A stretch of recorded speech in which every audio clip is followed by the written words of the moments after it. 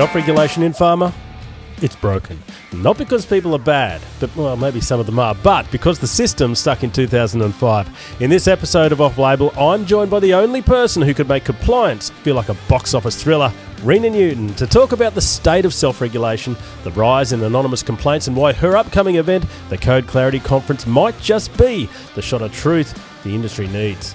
Let's get into it.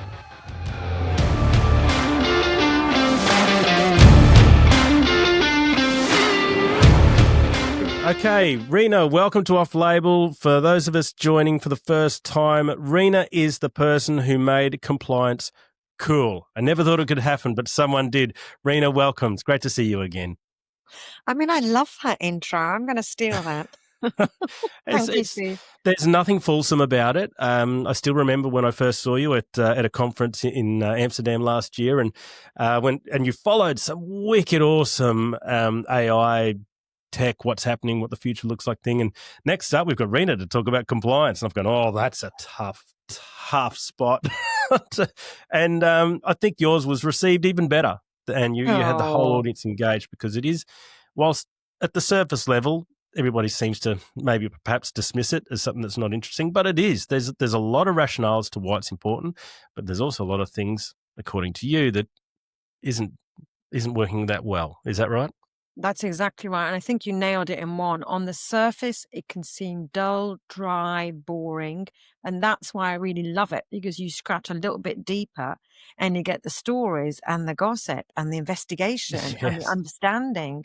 And every complaint, every case is its own story, and every story has a moral at the end. And that's the stuff that's really interesting. That is interesting, comparing each case to a story, because it started from somewhere, often with the best of intentions, I imagine, and somehow gone off the path. But let's look. We like to cut straight to the chase in this podcast. I want to know. We touched on it just briefly before, but let's talk about what's going wrong with self-regulation in pharma right now. So, I mean, I'm going to use the UK as a case study, because that's a very big question otherwise, Steve, because there's lots of countries that self-regulate. But in the UK, self-regulation has been around for many, many years, 30 plus. And what we're really pointing out, or what we have pointed out, I should explain, for the last at least 10 years, is this sort of steady increase in the number of complaints and complainants, the acceptance of really poor quality complaints, the fact that on paper, the PMCPA look as though they're busier than ever, which would indicate to external people trying to have trust in pharma, and pharma really working very hard to have a good reputation. But on paper, it looks like we're worse than ever because of the number of complaints. It's astounding to think about, because, obviously it was only maybe 10 or maybe longer now, showing our age, when the blockbusters were coming through, and that hyper-competitive environment, particularly in general medicines, where people were looking for any sort of advantage they could get, and even risk maybe breaking a rule or two to get there. You would have thought those days the compliance issues were off the charts, and things would have slowed down now in this period of niche and specialised medicine, but that's not the case. No, that's not the case. And I think that, again, that's another really interesting point. This is not malintent. This is not malicious or deliberate. What we see is that there are just lots of mistakes. And the mistakes are occurring because we're so much more visible now than we've ever been. Every bit of promotional material is on a website. All of our thoughts and our opinions are on social media. Whereas that kind of stuff would have been hidden in the past, or muted at least. So that's the only kind of big reason why we see so many complaints and so many mistakes. And remember, some of these organizations in the UK have global offices, the likes of GSK and AZ. So we're talking about thousands of employees. And so the likelihood that one or two people make a mistake is, of course, quite high. We're not robots yet. We're still just human beings. So Yet. I'm glad you threw that one in. I'm not quite ready to give in to our cyborg overlords just yet. So it's not so much the system; it's the companies then that are driving all of these problems, or are there some issues systemically with the system itself and the codes and people judging them? The rulings vague.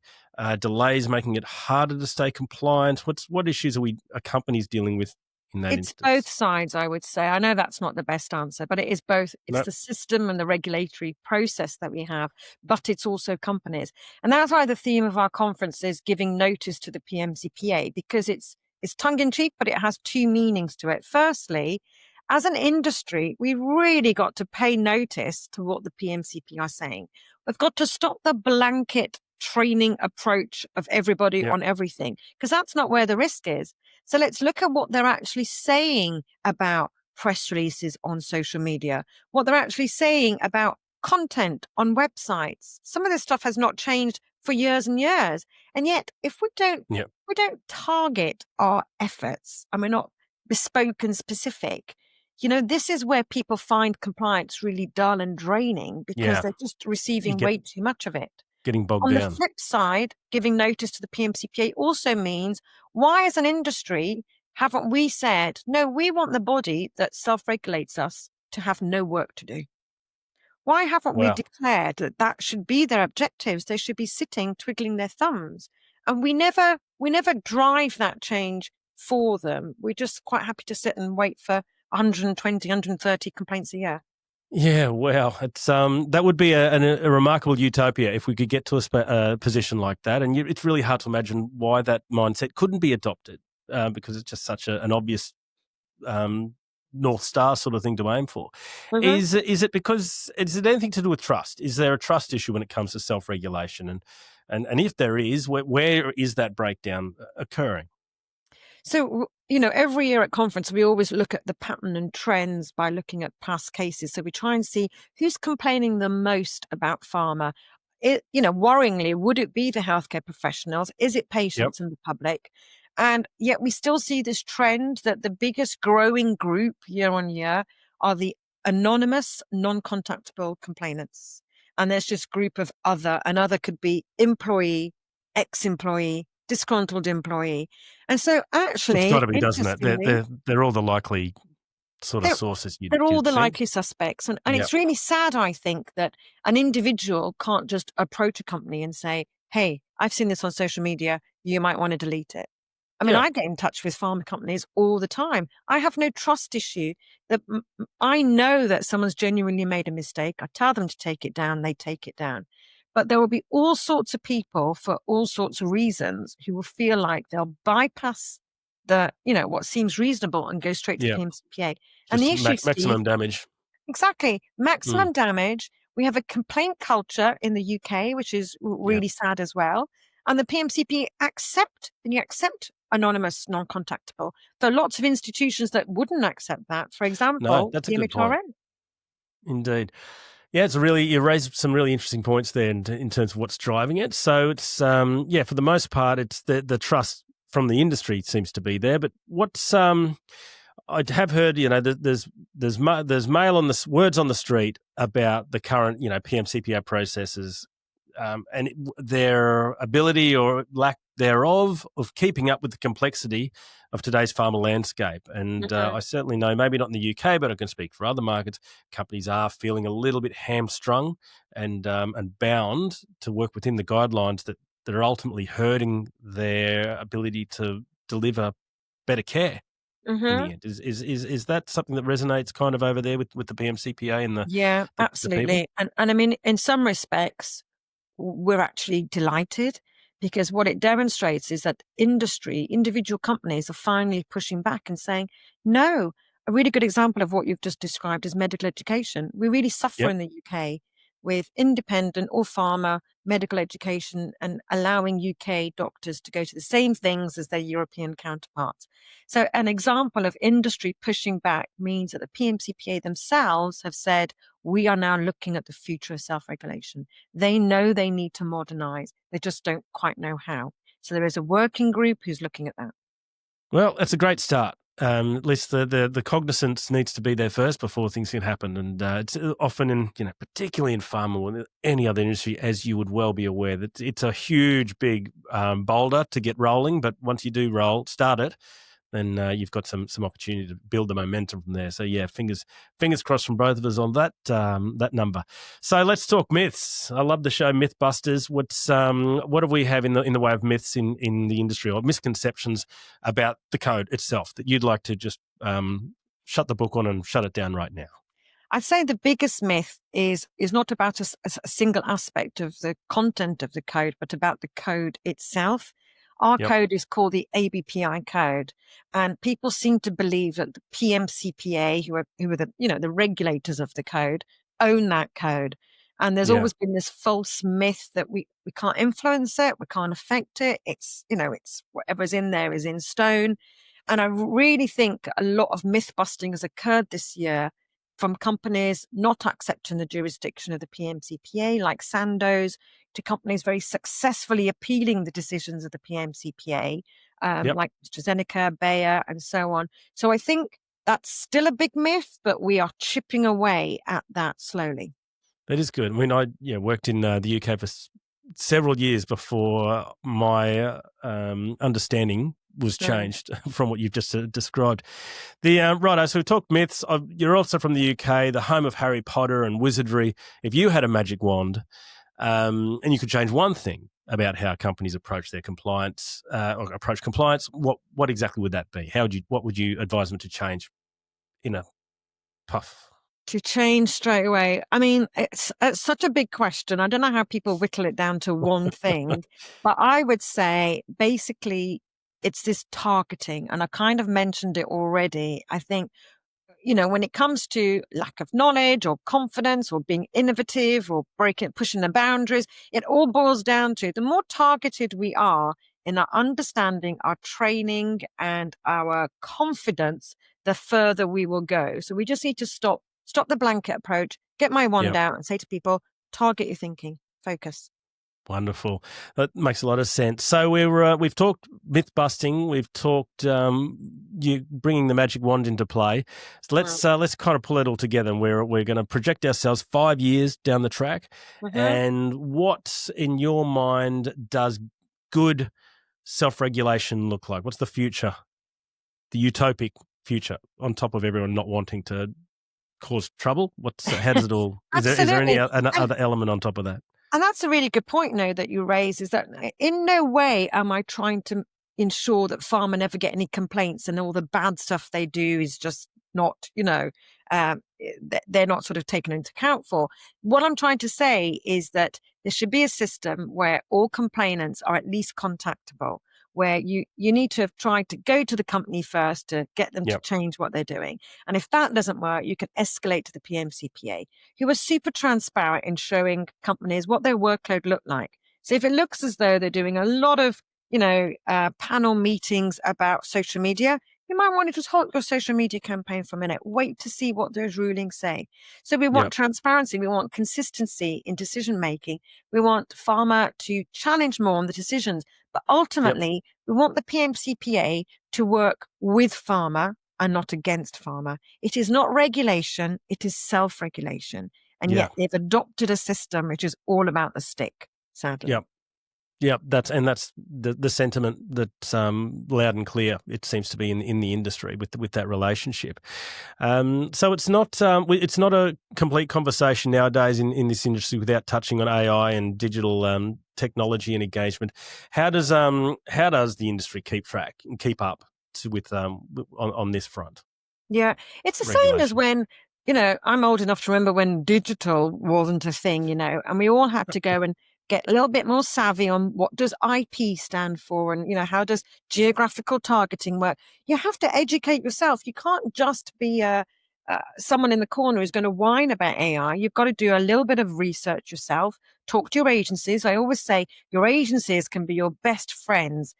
Not only are they doing the work for you, but they're able to educate you as well. So stay on top of it. And I mean, I use AI on a daily basis. A lot of my peers and friends use AI on a daily basis. And without that daily practice, I wouldn't really be in a position to give advice. But yeah, I think things in this area are moving swiftly. They're moving on a daily basis. We know in the UK of at least 20 companies operating just in the review and approval space wanting AI to take over all that. So it's going to be highly competitive. And really, in as far as I'm concerned, my recommendation would be quality first, Yes. speed second. Well, we've all seen, it's a journey, AI. We've all seen, hallucinations and things that can go wrong if it's not informed correctly, and you just can't take chances in this part of the industry. So, yes, while it might help, it's not the panacea. That would be for certain.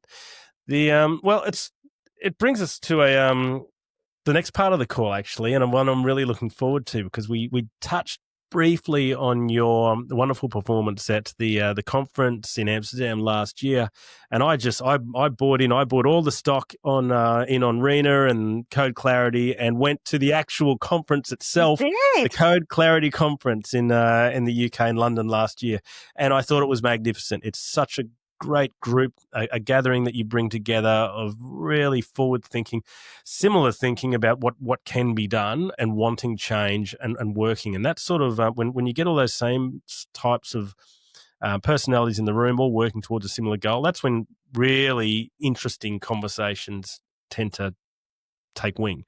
So when did you realise this conference needed to happen, and what was the spark behind launching this one? Well, I mean, so in my previous company, Complimed, we always ran an annual conference, and it was like, I used to describe it as organizing like my own wedding every year.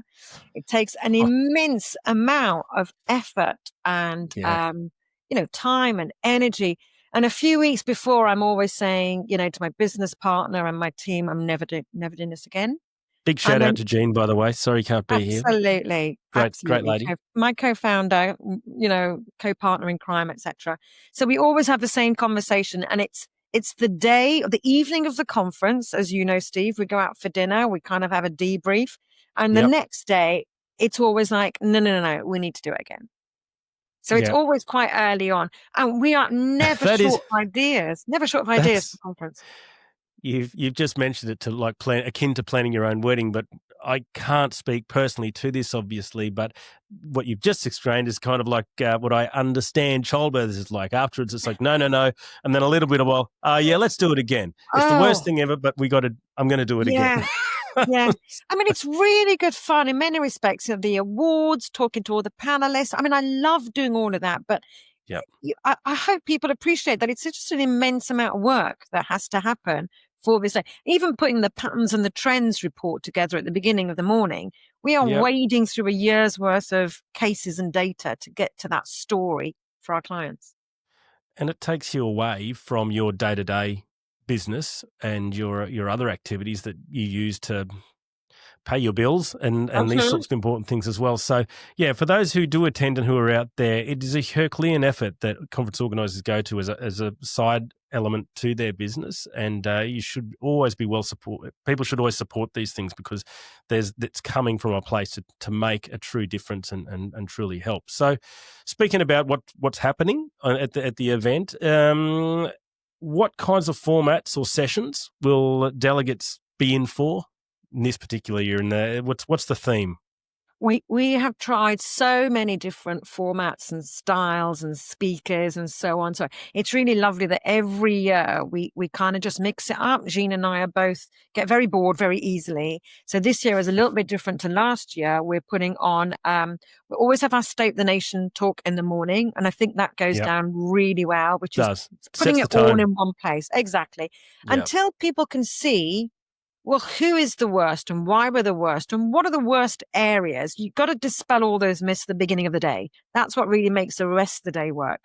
And then it's a series of panels and workshops, all focusing on compliance, medical and commercial activities. Because it's not a day where we sit and talk about compliance conundrums. It's a day where we talk about pharma activities. And compliance is just part of that discussion. So it's really amazing that companies are bringing their cross-functional teams along because everyone recognizes they want to do more and they want to do better. So that's what it's about. Yeah, no, fantastic. And you're right. It is great to have those cross-functional people that have vision across silos working together because it's compliance affects every single aspect and element of the industry. So we'll just say that cross-functional. My next kind of question is who should be here? Your answer to that is everyone, but is Yeah. there someone in a particular few types of people that absolutely must be at this event, and what will they miss out on if they're not there? So the interesting thing is it's only a couple of weeks after our event that the PMCPA launched their network meeting to discuss the future of self-regulation. So what we are really keen and to encourage people to come along is where we'll be setting in place all the brave and bold ideas. And for anyone going to that meeting later on, they'll be setting in motion the action to execute these ideas. So if you're someone who's interested in doing things a little bit differently, if you're frustrated with the status quo, it doesn't really matter what function you're in. If you're about like doing things better, ultimately to benefit patients, then, you know, our conference is going to be for you. So we're not limiting it to anybody in particular. 100%. And well, when we say everyone in the industry should have that sort of mantra or direction or drive. So, if you haven't read about it, check it out and look at the agenda, which I believe has just dropped. It's looking pretty exciting. So we've talked about the self-regulation. We've touched on Code Clarity Conference. Let's have a little bit of fun and finish up on the Code Clarity Conference. And what we like to do here is compare the event to a film genre. And if the Code Clarity Conference was a film, which genre would it be? For example, a British drama or a sci-fi film or something like that. How would you compare it to? And extra bonus points if you can name a movie that you think it would be. Oh God, right, that's too hard. It's actually so difficult because there's the conference. At the end of the day, there's an awards ceremony recognizing best practice. And then after that, we have networking drinks. So it's going to start off very much as a political satire because that's exactly what we're aiming to do. Yep. But there's certainly during the workshops, there will be drama because we're really building up. And at the end of the day, it is most definitely comedic because it is all about fun with what we're doing, fun with networking and RPs. So I'm so sorry I can't name a film that is that's good. Political drama. I'll do one for you. If for all those sorts of elements, the first thing that popped into my mind was Pulp Fiction. Maybe without the bad stuff, but just pulling together lots of different elements and jumping forwards and jumping back. Yeah, there we go. Practice my dance. Yeah, I tell you what, if we if it's a big hit, we'll both do the Johnny T, Uma Thurman. What was it called? So, apologies for those listening on a podcast and not seeing it. I don't know how you describe that. Yeah, it's they can figure it out. But it's a great way to finish up, Rina. It's always a pleasure seeing you. The work you do makes such a big difference to so many people in the industry. You should be commended on it. And anybody that's listening, if you haven't heard about the Code Clarity Conference, look it up and do yourself a favor and get there. I'll be there too. I'm looking forward to it. Rina, until November. Absolutely. Thank you so much for having me, Steve. My pleasure. See you soon. See you later. Take care.